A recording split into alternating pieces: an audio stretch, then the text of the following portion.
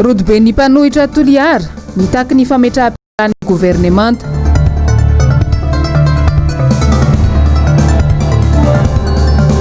Olom-boafidy roa ary minisitra teo aloha iray samy tratry ny coronavirus avokoa. Fametrahana ireo marary ny Covid-19 ao amin'ny LTP Ivandry tsy mankasitraka ary manainy amin'ny fahasalamana ireo mponina. Amkafaliagna no itsidianay ny tokantranonao tompoko lasy tompoko vavy amin'ity matonaly ny Zoma fa folo ny volana Jolay taogno 2024 ity. Tonga soa ato amin'ny fotoana ny vaovao karibu atsika jiaby anaraka izany hatramin'ny farany. Andeha rahantsika aloha izao ny tatitry ny zava-misy makasika ny valanaretina coronavirus teto Madagasikara tateriny Asin'Andriamalala sy Tokira Marolahy. Rainina mony ainy raika amby 100 ireo tranga vaovao ka ny raika amby 700 tamin'ireo dia teto Analamanga avokoa. 40 tao Atsirabe ray tsy nambara kosa ny toerana ambiny ary 330 ireo sitrana. Izany hoe 370 zany ireo olona efa voan'ny Covid-19 teto Madagasikara hatramin'izay. 427 ireo mbola manaraka fitsaboana, 320 ireo efa sitrana, 770 no ao anatin'ilay atao hoe forme grave ary 430 ireo namony ainy. Raha nitatitra tamin'ity volana Jolay ity fotsiny, izany hoe tao anatin'izay 10 andro izay dia tafiakatra 770 ireo olona vao marina fa mitondra coronavirus eto Madagasikara. Eny amin'ny fokontany Ivandry eny no andesitsika manomboka ny vaovao amin'ny tiniany ity manoloana ny fikasan'ny fanjakana ametraka ireo marary ny Covid-19 ao amin'ny LTP eny antoerana dia nikaiky mpanao gazety ireo mponina teny Ivandry tamin'ny androany marandray teo. Njavandriamahefa no mitatitra ny andindininy izay vaovao izay eo amin'ny sariny Andry Rakotomalala. Ny valo Jolay lasa teo no namoaka fanambarana ny avy eo anivon'ny gouvernemanta sy ny fitondram-panjakana fa isy ny fametrahana ivon-toeram-pitsaboana maromaro anaisana ireo marary ny Covid-19 eto Madagasikara ka androany ny fotoana nanantanterahana izany. Isan'ny voasokajy tao anatin'izany ny lycée teknika tetsy Ivandry izay tsy nakasitrahan'ireo mponina nefa izany noho ny antony maro samihafa. Alay fisaratsaina hoe raha misy olona anankiray ohatra tavavoaka ao mifidy zavatra dia eto Ivandry nefa ny rahantsika malala ny fokon'olona tena vezivezy be tena vezivezy be amanjato maro dia aingana be no mety ho fifindrano io zavatra io raha tsy voafeta teraka tsy fantatra ny tena ny tsosiko faharoa dia hoe tsy fantatra mazava ny mesure d'accompagnement raha sy fanjakana amin'ilay izy hoe tena voafeta koa ve ny tsy ampivoaka ny olona efa nahita ve tsika hoe tena voafeta koa ny tsy fivoahan'ny olona dia matahotra ny fokon'olona ny Ivandry hoe sao dia sanatria miparitaka eto ilay izy dia matahotra tanteraka zany ny vahoaka ny Ivandry hoe tsy andaniny zany ny mpianatra fianarana le izy manahoana ny vokany avy teo manahoana raha ohatra ka jerevanareo fotsiny zany hoe raha ohatra ka afaka jereo ohatra ny ahoana ny emplacement ny lycée teknika manoloana an'le hoe fokontany Ivandry dia mety eritreritra ihany tokoa tsika hoe ahoana tokoa zany dia zay anisan'ny nangatahana ny mpianatra hianatra anahoana ny mety ho taketra an'izany eo amin'le satria école ny lycée zany fa mangataka ny zoantsika hoe tsika hoe raha azo atao dia afindra le izy zay fotsiny atsika dia zay. Raha ny fanazavan'ireo mponina trany dia malaza ny tsy mahafantatra na inona amin'izao fanapa-kevitra izao ny lehibe ny fokontany eny an-toerana. Tsy mitsahatra mitombo ireo olona tratra ny valanaretina coronavirus eto Madagasikara. Anisan'izany ny ministry ny fanabeazam-pirenena teo aloha. Fanadidina nangony Noro Fitiavana sy Mathieu Princy androany. Voan'ny aretina Covid-19 ihany koa amin'izao ny ministry ny fanabeazana teo aloha Andriamatoa Paul Rabary araka ny fanambarana nataony tao amin'ny page Facebook ny androany. Manoloana izay indrindra mangataka vavaka amin'ny rehetra mba ho sitrana somatsara izy. Nilaza Andriamatoa Paul Rabary fa tena mafy ity aretina Covid-19 ity raha ny fanazavany hatrany. Tsara ny mampafantatra fa efa nisotro ny tambavy Covid organique santenany mialohan'ny narariana. Arak'izao hita amin'ny sary izao. Manoloana ity zava-misy ity, betsaka nanao fanamarihana tao amin'ny tambazotra an-tserasera Facebook-ny. Ny mampametra-panontaniana ny maro dia ny hoe tsy nandaitra ve izany ilay CVO? Tsy maharo akory ve izany ity tambavy ity? tsy arakaraky ny filazana hoe ny olona tsy nisotro CV eo avokoa ny vo kanefa anisany mba efa nisotro ity tambavy ity ihany koa mialohany izao anararin' izao io ministra teo aloha io. Vaovao mandidina n'izay valanaretina izay atrany ny resaka tamin'ny mpagnano gazetinay androany ny renim-pianakaviana raiky izay narary efa nanomboka tamin'ny volana jona loso teo efa natao fitiliana ihany koa kanefa tsy misy toyny hatramin'izao. Asin'Andriamalala, Manora Andriamalala. Nanomboka tapaky ny volana jona no natsiaro tena fa ho misy sotra retina coronavirus ity renim-pianakaviana ity sy ny vadiny.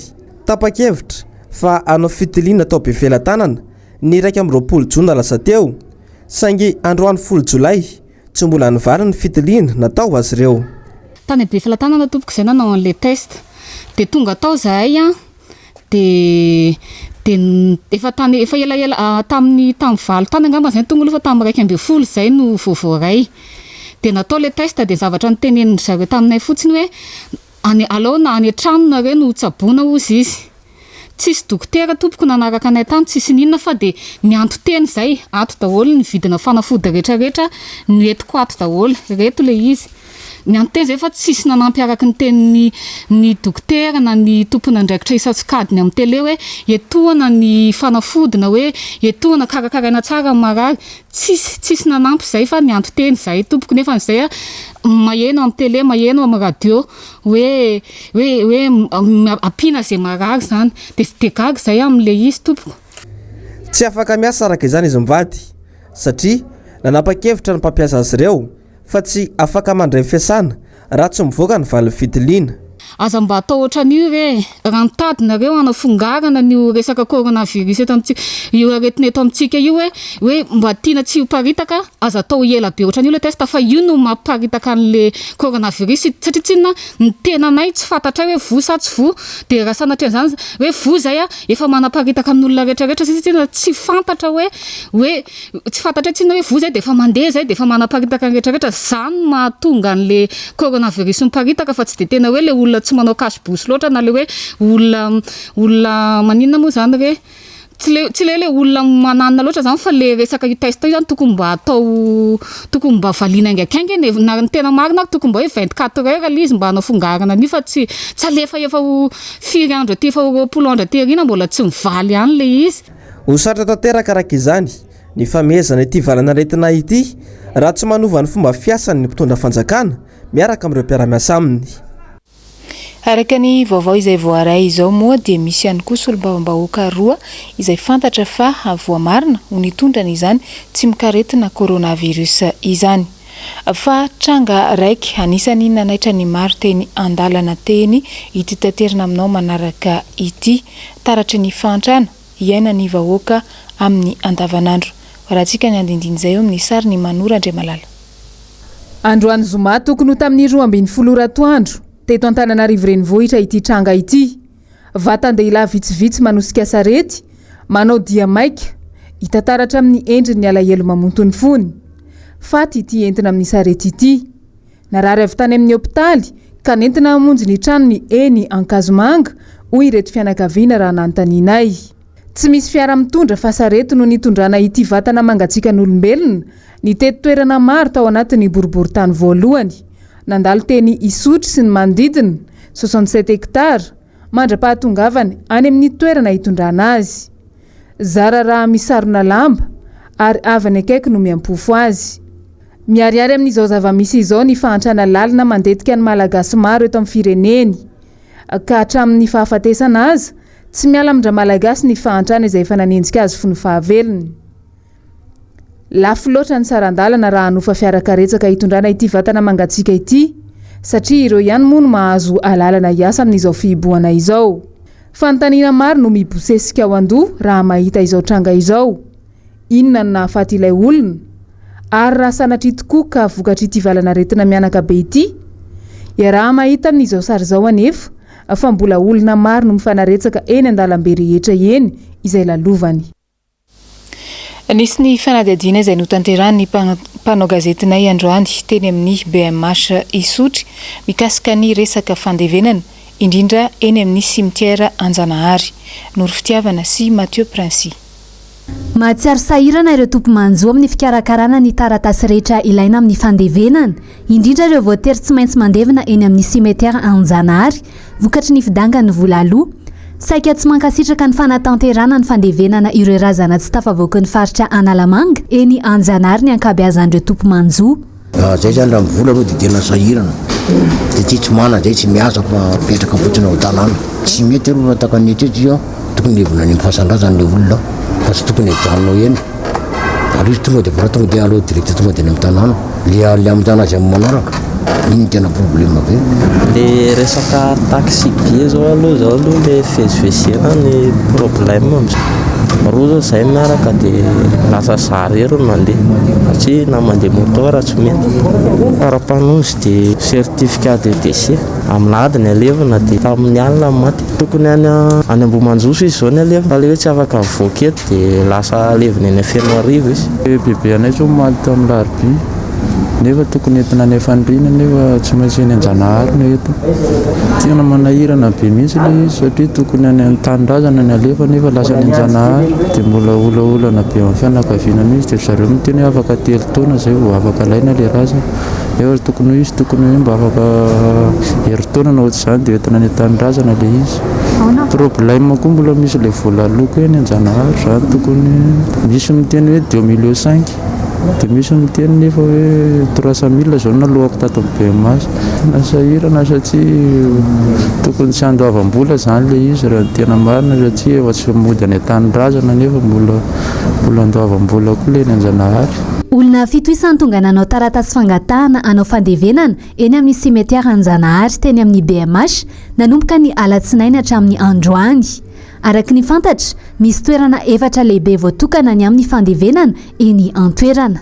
Misy ny fasana efa ho an'ireo olona efa nahazo lalana hatramin'izay manana taratasy manokana mihitsy izy zany dia manana fasana ao toerana dia manana zo izy mandevinao.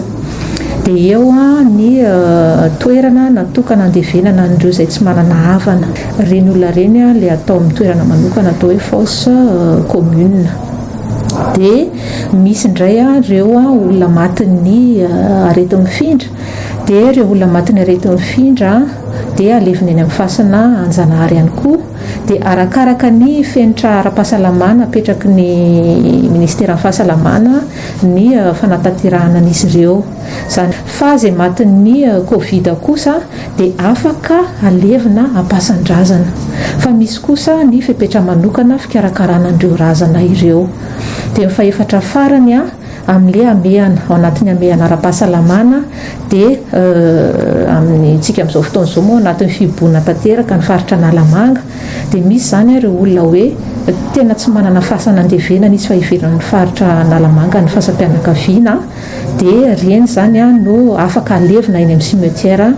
Nangataka ny tompon'andraikitra teny amin'ny BMS moa izahay androany akasary atao anatin'ny simetiara Anjanahary saika hijerena ireo toerana fandevenana saingy tsy nahazo alalana. Voalaza fa mbola misy ny olana sy ny fandaminana tao eny an-toerana. Fa ankoatra ireo izay efa naneho ny heviny mahakasika ny toetra raha misy eto amin'ny firenena ankehitriny dia nitondra ny heviny ihany koa androany ny solombavam-bahoaka ny Madagasikara vao vita amin'ny boriboritany faha-4 teto Antananarivo renivohitra. Nzava-Andriamahefa sy Andry Rakotomalala. Efa bolana teo izay no nisedra ity olana ara-pahasalamana ity isika eto Madagasikara.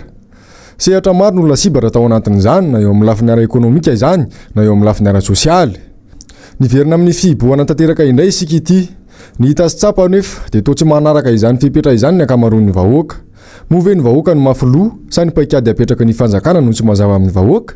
Ary mainona mahatonga an'ilay valana aretina tsy voafeha dia satria zavatra telo fotsiny no teneniko. Voalohany indrindra efa diso paikady hatramin'ny voalohany fitondram-panjakana io natao midrafitra fandrafetana ny paikady zany natao amin'ny fanatanterahana ny paikady ary indrindrindrindra teo amin'ny fanaraha-maso izay efa tenen'ombenimbeny fa tsy mety io zay zany ny voalohany. Dia faharoa manarak'izay dia tsy mazava aloha le tsy mazava ny vahoaka amin'ilay resaka amin'ny lafiny serasera ny filazana vahoaka ny zava-marina momba an'ity aretin'ity izany hoe ny chiffre voakan'ny fanjakana zany de ohatrany sangisangina ary za mihitsy fa tsy ny tena izy fa misy afenina ohatra zao ny antamatavy hoe de ahoana ny inoko antamatavy fa hoe telo efatra zay fotsiny ihany nefa ny loolany efa miteny tsy izy io tsy marina fa anao fantatro vahoaka amin'ny marina satria tsy lizana amin'ny marina de matahotra am'le tsy faiza mitatana tsy fahombiazana le fitantanana de mandaingo io ka mety zay koa mahatonga ny olona voalohany indrindra hoe tsy mangarara mihitsy le fitenenina hoe zao marina ny tena marary zao ny isan'ny lasa maty zao ny iny izy teo ny sitrana zay zany mila tena mahintelo mihitsy ny mpitondra fanjakana amin'ny zavatra zay fa tsy fitapitana ohatrany fa tadio fa mamita teny tsika raha mitena hitataratra ny tsy fahaizan'ny mpitondra mandinika lalina sy mitsinjo lavitra mba hisoroana ny vokadratsy ateraky ity valanaretana mandringana ity to miseho mavita tena nefa ny fanjakana hany ka tsy hita zay mangarahara amin'ny fitantanana eo zany le matikambo hoe vofrianay ty zavatra ty tsy mila mifanampiana ty velany zany ary tsy fantany hoe ireo olony président Ravalomanana andreo tsy mila zany hevitra avy amin'ny mokafy zany fa vitanay tya dia zay ndray faharoa manarak'izay za mimbo fa matoa hoe tsy matotsina tsony zay de misy zavatra feninao satria raha tonga ny député solomavabokany Madagasikara aminatao tiako Madagasikara de misy zavatra ho afenao de ibarabara eo marina dia miteraka problème eto amin'ny tany sy fanjakana satria izahay mampanohatra de tsy maintsy hiteny zao marina zay zava misy ka hanafenana azy zava-marina zay na amin'ny lafiny fitantanana fitantanana na amitelena zava misy marina eny amin'ny toerana eny fa niteraka resabe ny vaovao mahakasika ny valanaretina coronavirus tao Antsirabe nagnano fanadihadiana momba an'izay feuniely izay ny mpanao gazety ny MBS tao Antsirabe tamin'ny androany waratsika ary ny andindin'izay tateriny Kaius Raharson fiarahamiasa amin'ny Asin'Andriamalala sy Tokira Marolahy namoaka fanambarana ny brofube ny fiangonana luterana malagasy sy nodapartany avaratrimany manoloana ny fivoizany sasany hatramin'ny tompon'andraikitra sasany tvakinankaratra no samylazany zany fa dia ny fiangonana luterana malagasy tamin'ny alalan'ny fanokanana mpiandrana 20 jona lasa teo naparitaka ny coronavirus teto Antsirabe zay fantatra fa efa maro ihany tokoa no voany eto amin'ny te tanàna ity izany filazany zany ary ireo pastora roa voalaza zay ireo de tsy nandalo teny amin'ny fanokanana mpiandry teny amin'ny Toby Ambomazo fa tsy ndriko etona fa ireo pastora rahalahy anankiroa zay voatonona anarana ambienimbieny de tsisy ny mpanokana tao amin'ny fotoana io ary tsy ndrina azy fa tsy nelingelina teo ary tsy nandalo teo ireo pastora mirahalahy ireo zay no marina 10 zay no lasa 7 azavady zay no lasa tamin'ny fanokanana amin'ny fa 7 taorina 7 jona tsika zao fa 7 taorina 7 jona fanokanana tsika zao makeny Ambomazo tsika fa tsy mahita olona mitondra soritra retinao atao hoe symptomatique tsy mbola nisy nanao testa teny efa raha ny fametrahany fepetrapetraka amin'ny fahasalamana tokony efa nisy tsangana-retina zany tao anatin'izay dia 10 zay nahitsiny izy ireo ihany koa tamin'ny fanambarana zay nataony fa ny hevitra izy ireo manokana niaraka tamin'ny filohan'ny fiangonana luterana malagasy no nanakatonana ny fiangonana ho fitsinjovana ny fahasalaman'ny mpino luterana izina etsy seroa mahakasika ny fiainan'ny fiangonana luterana eto amin'ny faritra momba ny fiandohan'ny trangana-retina Covid-19 izay miteraka tahotra sy ororo ho an'ny vahoaka eto amin'ny faritra Vakinankaratra. Voalohany, ny Vaovao Mbs Zoma no nandray fanapahan-kevitra tamin'ny fanankatonana ny efitrano fiangonana aloha mandritra ny telo herinandro dia ny 5 ka hatramin'ny 7 Jolay 2024 ka nangataka ny tsodrano avy tamin'ny filohan'ny fiangonana luterana malagasy ary nampahafantatra izany an-taratasy ny fitondram-panjakana mahefa eto amin'ny faritra tamin'ny talata maraina 30 jona 2024 ka ny distrika Antsirabe voalohany ihany aloha no voakasika tamin'izany. Tsapa ihany koa fa mielo malaky no fianaky ny virus ny tsao amin'izay mety ny andohany fiparitahan'ny valanaretina Covid-19 ko manao antsoavo amin'ny kristianina sy ny vahoaka ary ny fiangonana loterana mba ho mailo sy hitandrina satria maro no manararoatra ny tejava-misy ainantsika ankehitriny ka manaparitaka vaovao tsy marina miteraka fikorontanatsaina ho an'ny maro. Fa amin'izao fitomboan'ny olona maro izay mitondra ny tsimikaretina coronavirus eto Madagasikara izao dia nisy ny fanadihadiana nataon'ny mpanao gazety ny MBS Ambatondrazaka momba ity valana retina ity any antoerana. Niry Andrenarivony, Asin'Andriamalala, Tokira Marolahy. Herinandro mahery kely teo zay dia fantatra fa tsy mitsaha mitombo hatrany ireo olona mitondra ny tsimikaretina COVID-19 eto anivon'ny tanàna Ambatondrazaka.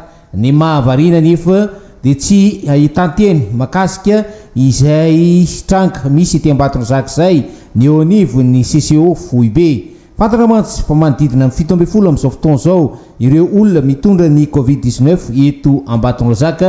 Ankoatran'ny fanafenana ny antotanisy io izay ataon'ny anivon'ny CCO Foibe dia mahavarina ihany koa ny tsy tena fisiny ny fandraisana andraikitra matotra ho an'ny fiarovantena ny olona eto anivon'ity renivohitry ny faritra Otramangoro ity. Manana ny ambarana makasika indrindra moa ny chef secteur iray sendra ny mpanao gazety. Eo ihany koa le mpivarotra hani-masaka aty amin'ny fariparitra Tanambao ohatra dia tsisy vitrine eo fa tonga dia mitapy vovoka foana ny eny ambonin'le hani-masaka. Dia ny zavatra mba tiana atao zany mba raha misy fivoriana dia mba atsoina le chef secteur fa manana amin'ny teneniny koa izy ireny fa tsy misy fokotany any zany no atsoina any anatin'ireny fivoriana reny. Eo amin'ny vaovaon'ny politika manoloana ny zava-misy eto amin'ny firenena dia nagnano fanambarana ny RMDM sy ny MCF ao amin'ny faritany Toliara androany. Germaine Menjanahary sy Andry Rakotomalala no mitondra ny andindin'izay. Latsaka ankaterena ny firenena, sahirana ny vahoaka malagasy, atreto anefa tsy misy vahaolana maharitra avy amin'ny fitondram-panjakana. Krizy ny sosialim-bahoaka, krizy ny ekonomia, tsy misy ny mangarahara amin'ny fitantanana. Tsy neto andreny vohitra ihany no mikaikaika amin'ny tsy fahombiazam-pitantanana ao anatin'izao krizy ara-pahasalamana izao, manomboka mampiakapeo ny any amin'ny faritra. Fanambarana ny rodoben'ny mpanohitra ho an'ny demokrasia eto Madagasikara, RMDM, sy ny mouvement des citoyens contre les fraudes et irrégularités électorales, MCFIE, eto amin'ny faritany Toliara dia manao izao fanambarana izao. Mahatsapa fa tsy voafehin'ny gouvernemanta intsony ny fifehezana ny toe-draharaha eto amin'ny firenena izay nitaky fametraha-pialany ny gouvernemanta tsy misy atakandro no ireto antony manaraka ireto. Voalohany, fanitsakitsahana mifanesy ny lalam-panorenana toy ny tsy fametrahana amin'ny toerany ny faritany izay mbola voasoratra mazava ao. Faharoa, tsy fahaiza mitantana sy tsy fangaraharany fitantanam-bola-panjakana indrindra fa ireo fanomezana nataon'ny mpamatsy vola hiatrehana ny valinaretina COVID-19 ka miteraka ny olana ara-tsosialy sy toe-karena maro izay tsy misy vahaolana mazava. Lafim-baovao hafa kosa efa amam-bolana no nagnano fitokonana ny mpiasa eo anivon'ny orinasa iray mpamokatra siramamy ao Brickaville sy any Nosobe. Tsy mbola mivany olana hatramin'izao. Namoaka fanambarana indray izy ireo tamin'ity androany ity. Nomena Andriamana Misata sy Rina Fanirso ary Tokira Marolahy no nanangona ny vaovao. Mbola mitoy hatramin'izao ny hetsika ataon'ireo mpiasa eo anivon'ny sirama izay mitaky ny fialan'ny tale jeneraly ny orinasa. Maro ny antony nahatonga azy ireo nanatanteraka izao fitokonana izao. Araka ity fanambarana ity dia tsy nandray anjara tamin'ny convention collective mihitsy ery zareo mpiasa ka raisiny toy ny fanaovana kolikoly izany. Tokony hisitraka pension na fisotro ronono avy amin'ny knapsa ihany koa ireo mpiasa izay andeha hisotro ronono ary mbola tokony hahazo ny prime de départ 3 volana. Maro ny sara-pitsaboana ireo mpiasa ny mbola tsy noefain'ny orinasa. Eo ihany koa ny 13e mois izay efa noraisina ho toy ny karama mihitsy nanomboka ny taona 2017. Araka ny voalaza tao anatin'ity fanambaran'ity hatrany, tsy afaka namboly voly fanondrana toy ny fanaony intsony ihany koa ireo mpiasa na dia nanaraka ny baiky ny mpitatana ny sirama aza. Ankoatr'izay, maro ireo foto-drafitra asa natomboka ny mpitatana teo aloha no noravany ity mpitondra ity. Noho izany, manao antsoava amin'ny tompona andraikitra isam-baratonga ny ireto farany mba hijery akaiky ny zava-misy. Mbola miasa avokoa ny 700 ny orinasa tsy miankina eto Antananarivo. Tsy mazava amin'ny piasa ny fepetranapetraky ny fanjakana, magnano antsoavy ny firaisan'ny sendika ny piasa eto Madagasikara. Jessica Miray, Andra Kotomalala. Tsy mazava ny fepetra avy amin'ny fanjakana mikasika ny orinasa tsy miankina. Raha ny fanadihadina nataony fisema na ny firaisan'ny sendika ny piasa eto Madagasikara, dia mbola ny 700 ny orinasa tsy miankina no miasa amin'izao, raha kosa ireo service essentiel ihany no nolazainy ny fitondram-panjakana. Ny ankamaroan'ireo orinasa ireo ihany koa anefa dia mampiasa olona mihoatra ny 50, indrindra ireo orinasa afakaba, ka tsy misy fanajana ny elanela ny iray metatra. Ny piasa privé amin'izao fotoana izao dia mbola miasa ary tsy fantatra tsony hoe inona le parcelle le sa confinement total, ka eo indrindra le hoe misy aloha zany apahany sasany misy mba manana personnel le misy mitatitra le piasa, fa misy dia tena tsy misy mihitsy ary tena fangatahan'ny piasa zany dia hoe omeo anay mihitsy le besoin indrindra zany entina miatrika le corona, satria ny tena marina nge dia izao hoe ny piasa mihitsy zany zao nitatsika hoe tena tsy voahaja le zoany, satria izy te hiboka izy nefa tsy misy ninina azy nohanina, efa 4 volantsika izao izy koa nefa tsy afa-manoatra satria ka tsy maintsy jerena koa le hoe mbola ho sakafo hohanina androany, mahita hoe ifanakona le piasa sy ny mpampiasa amin'izao fotoana izao zany, ka le olona misy zany na hoe fiarovana an'le piasa ary amin'izao fotoana izao dia tsy voaja, satria nahoana any anaty orinasa nge misy an'izany hoe nandritry ny tamin'ny volana masa jusqu'à zao dia indimy izy zarakasy bosy inona fiarovana amin'izany. Maro hoiatrany ny fisema ny zo tokony hositrahan'ireo piasa ireo tsy voahaja. Manay araka izany ity sendika ity ny ampandamoky indray ity fibona fandrony ity ary niterahany fatiantoka goavana ara-toekarena sy ara-tsosialy. 10 andro izay no niverena ny faritra Nalamanga tao anatin'ny fihiboana indray. Manao ahoana ny fiainan'ireo mpivarotra eny rehetra eny an'izay fihiboana izay, indrindra fa hatramin'ny 12 no farany afahana mivarotra. Nandeha nijery ny zava-nisy teny isotry teny androany ny mpanao gazetinay. Rahantsika ny andindiny izay, tateriny Tsilavo Lionel sy Mathieu Princy. Mikakaika ireo mpivarotra eny isotry amin'izao fotoana izao, fa tsy araka ny fampanantenana ny tsanga misy. Nanambara ireo minisitra maromaro tao amin'ny fahitalavitra TVM ny alahady 5 Jolay fa mahazo mivarotra malalaka izy ireo hatramin'ny 12 ratoandro. Tsy izay nefa ny zava-misy araka ny fanazavan'ireo mpivarotra fa voasakana izy ireo. Rehefa za iponiny eo asotry fa tena nijaly ny fanakana amin'ny polisy anay amin'ny resaka entana, io entana io, na entan'olona amin'ny sakosy ty, na entana sarety ty, na entana inony ty, dia zay zany mba fiterany anay ataovy tonga any faratapony any amin'ny farany ambony. Tsy mamany olana fototra sedrain'ireo vahoaka araka izany ny fanapahan-kevitry ny fitondram-panjakana amin'izao fiverenana amin'ny fihiboana izao. Mahatsiaro tena okamboty ireto mpivarotra ireto fa tsy misy ny tena fitsinjovana azy ireo ao anatin'izao ameana ara-pahasalamana eto Madagasikara izao. Ngambany tokony mba jerena manokana le vahoaka majinika satria sady voafehy amin'le fivarotana. Misy raha voatratra idio io tsena io ovay farmasia io entanareo ahoana mora amin'ny sena anaovana izany, tokony mba jerena manokana izay zavatra izay. Party amin'ity anay isotry ity zao tena olona vahoaka sahirana daholo ny amin'ity tokony mba jerena fanjakana manokana le izy. Ankilan'izay anefa tsy mahalafo ireo mpivarotra fa voafetra hatramin'ny 12 ihany ny fotoana hivarotana. Eo amin'ny maresaka iraisam-pirenena any Frantsa dia nijery akaiky ny ara-tsosialy niponina ny Prime Ministre Frantsay Jean Castex ary eo ihany koa ny any Amerika voamarina omaly efa mitondra ny tsimikaretina Covid-19 ny filoha Boliviana sy ny filoha Venezuelana. Ny andindiny izay tateriny Rina Fanirso sy Tokira Marolahy. Tontosa omaly alakamisy nidinika ny fanaovan'ny Prime Ministre Jean Castex sy ny mpiara-miasa aminy. Ny ombana bebe kokoa mahakasika ny fisotrondro noho ny ireo mpiasa moa no tena votoatin'ity dinika ity. Voamarina tao anatin'izany fa ny mahakasika ny asa dia manan-danja kokoa noho ny krizy ara-pahasalamana Covid-19 araka ny nambaran'ity Prime Ministre ity. Mbola tsy amperinandro izay no ny ansoroan'ity Prime Ministre vaovao ity ny asany.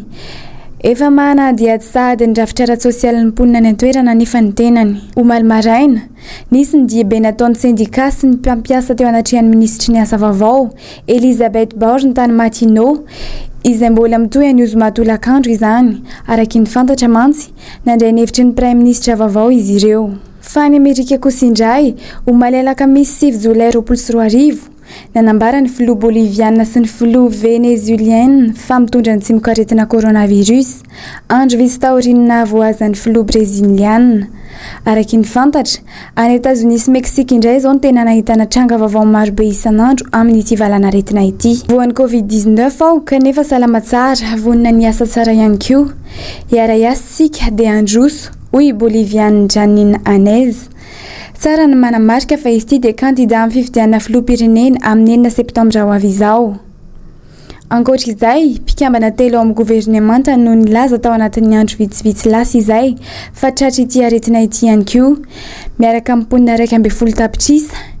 Ny tao Bolivia kosa dia nahitana tranga miisa 4,704 sy enetsy ary 7,7 sy 500 ny namoniainy no ity aretina ity hatrany.